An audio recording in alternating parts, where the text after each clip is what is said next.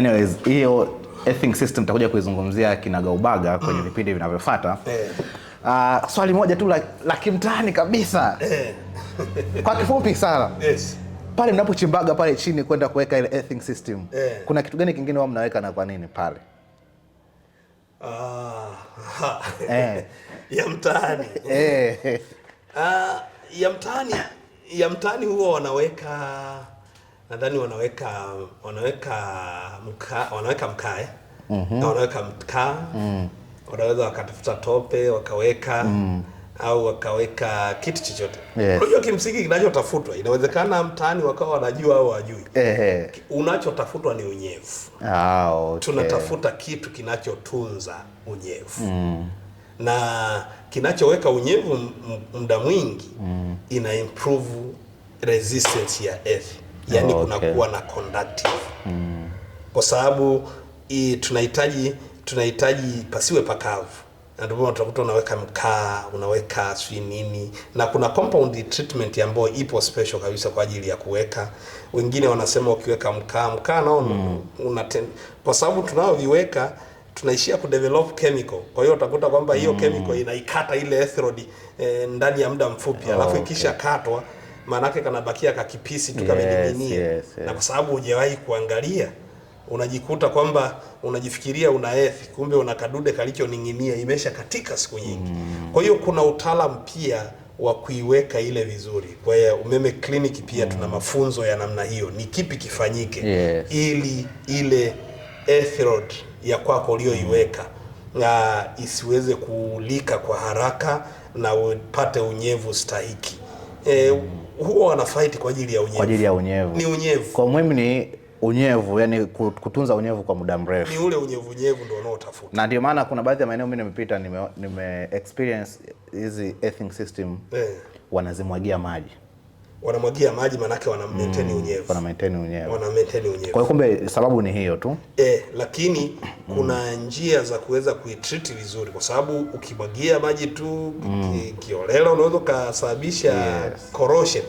Unaweza kulifanya lile na ukumbuke earth rod yanayoletwa mara nyingi yamepakwa tu kopa kwa juu, lakini utakuta lenyewe ni chuma kiasi kwamba ukimwagia maji muda mrefu, kwa hiyo utakuta limesha katika siku nyingi.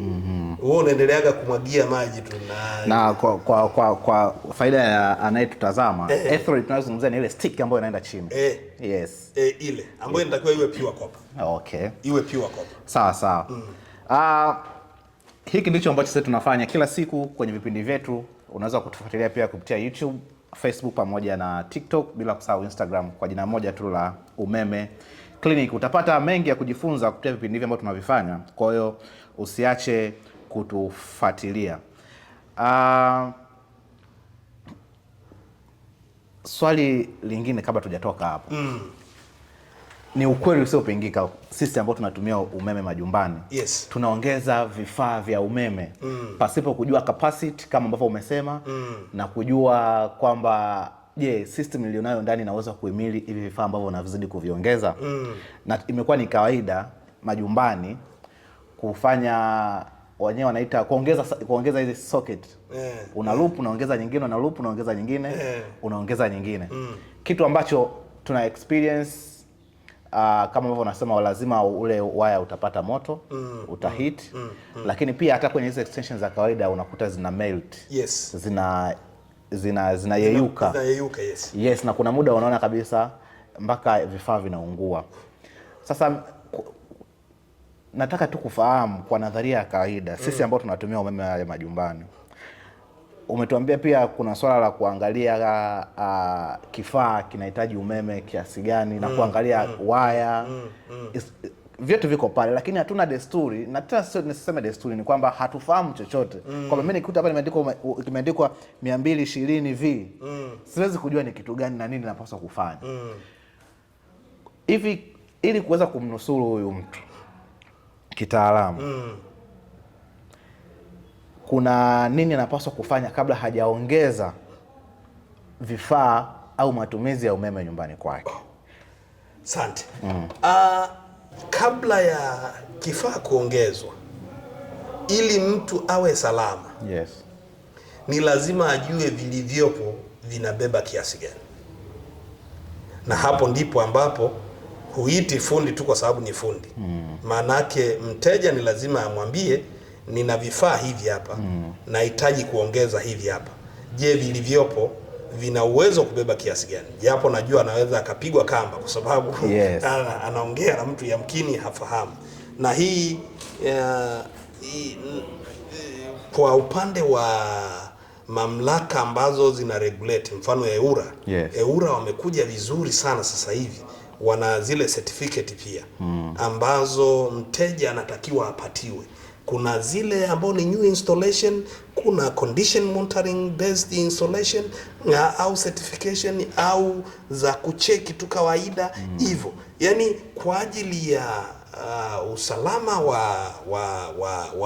wa mtumiaji ni tuwe na desturi ya kupewa certificate. Na hizo certificate sisi Umeme Clinic tunazo na tumeadopt nyingi tu.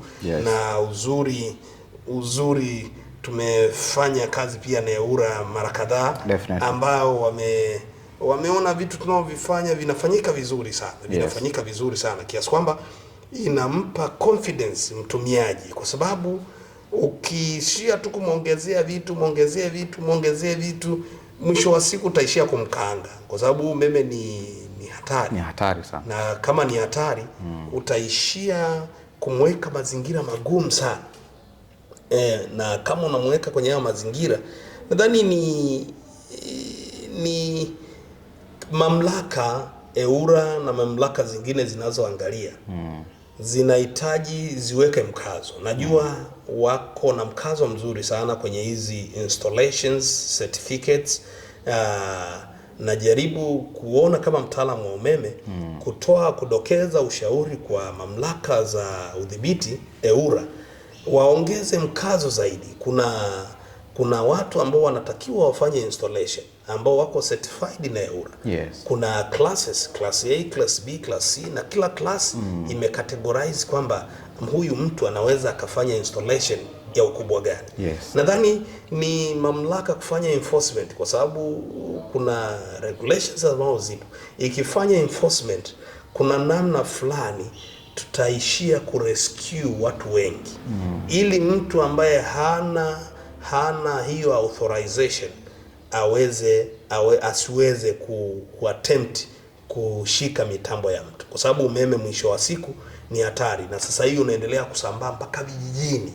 Unajua serikali imepanuka sana, imepeleka umeme vijijini na vitu kama hivyo, lakini maanake kama imefikisha vijijini, kumeibuka na mafundi pia wa vijijini huko ambao wanaishia kuchomeka vitu na kufanya, ndio unaenda, lakini tunatengeneza majanga mengi. Kwa hiyo utakuta spidi ya umeme kutawanyika vijijini iendane na spidi ya elimu kwenda vijijini, matumizi sahihi. Mtu apewe certification na ambiwe kipi cha kuangalia, na watumiaji pia wapewe elimu kwamba kipi cha kuangalia wakati unawekewa umeme, wakati labda unaongezea vitu gani vya kutazama. Yani tusiangalie tu kwamba napokea umeme vitu vyangu vinawaka. Tunaweza tukawa tunatengeneza matanuru ambayo yanaweza yakatuchoma sisi wenyewe. Kwa hiyo hiyo ni call yangu kwa mamlaka za udhibiti, kwa maana ya EWURA na mamlaka zingine, zikiweka enforcement kubwa na elimu isambae kwa spidi.